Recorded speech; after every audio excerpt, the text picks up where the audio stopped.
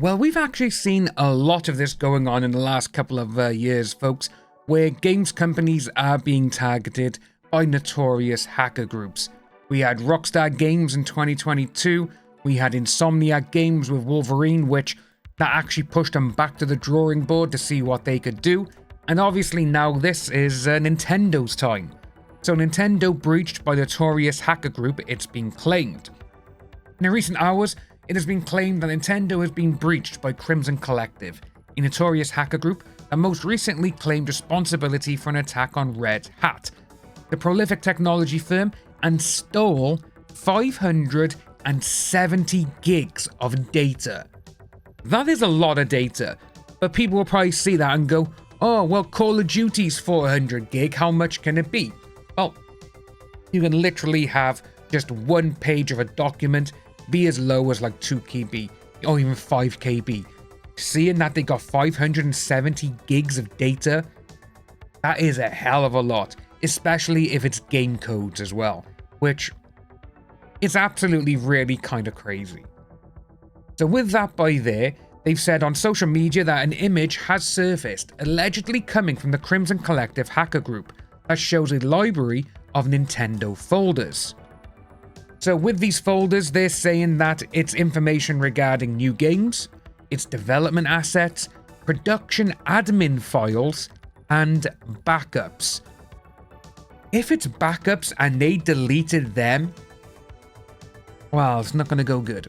It's really not. But obviously, with the information regarding new games and development assets, it wouldn't surprise me if we see some type of info, coming out regarding this from Nintendo. They may come out and say, oh no, this not us, it's, it's false. We've still got all our files. They haven't got anything, which we've seen a million times. The only people that we've seen come out and actually address being hacked is Insomniac Games and Rockstar Games. Even when PlayStation got done in 2011, which, was it 2011? I can't remember, but it was off for like nearly 2 months or 3 months in total, which was absolutely insane. And obviously a lot of stuff got leaked. There was like 70 million users, and we haven't really seen anything of that size yet. That was over a decade ago, but seeing that Crimson Collective have done this, and I just don't know what they're going to do. But it does go on, though, to state that Nintendo has actually suffered from several breaches, including a massive leak that circulated between 2018 and 2020, and saw source codes for classic games emerge online. In 2020, a network ID breach occurred, impacting more than 300,000 users. It does go on to say, though, that Nintendo has suffered several key breaches like this before, including a massive leak that circulated between 2018 and 2020 and saw source code for classic games emerge online. In 2020, a Nintendo Network ID breach occurred, impacting more than 300,000 users' accounts. This is going to be insane, because these folders they got, the ones which supposedly have, new games, development assets, production admin files, all of these could just be leaked online, and Nintendo will have to be like, right, we need to do something. And as they say at the bottom, at present it's worth taking this with a pinch of salt. We'll soon know if this is a legitimate breach or not. If it is, fans are now concerned that a mass wave of Nintendo's unannounced projects could be cast into the open without warning. To be honest with you, sometimes I do get why games companies, they want to surprise people. I get that. They want to be like, oh, look what we got, guys. We got this coming. We got a brand new Mario. We got a new Luigi's Mansion. But then you go, what else can Nintendo have?